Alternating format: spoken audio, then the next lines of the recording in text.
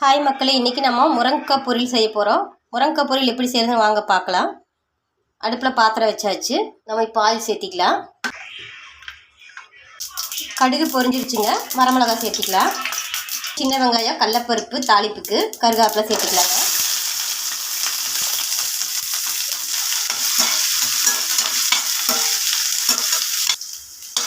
வெங்காயம் நல்லா வதங்கிருச்சுங்க. இப்போ நம்ம ஒரே ஒரு தக்காளி அறுத்து வச்சுருக்கோம், சேர்த்துக்கலாம். சீரகம் ஒரு பிஞ்ச் அளவுக்கு, சோம்பு ஒரு பிஞ்ச் அளவுக்கு எடுத்துருக்குறேங்க. இது நல்லா வதங்கிடுச்சுங்க. இப்போ மஞ்சள் போட்டுக்கலாங்க. இப்போ சாம்பார் பொடி கொஞ்சம் ஆட் பண்ணிக்கலாம். கொஞ்சம் மிளகாத்தூளுங்க, கொஞ்சம் பெருங்காய பொடி, உப்பு. இப்போ நம்ம முருங்கைக்காயை நம்ம போட்டுடலாம்.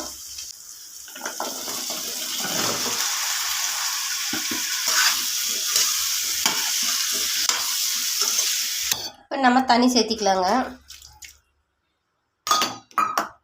இது நல்லா வேகட்டுங்க. பாருங்க, ஓப்பன் பண்ணி பார்க்கலாம்.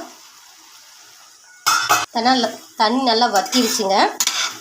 பாருங்க, நம்ம ஊற்றின தண்ணி நல்லா வற்றி முருங்கைக்காய் நல்லா வெந்துருச்சுங்க.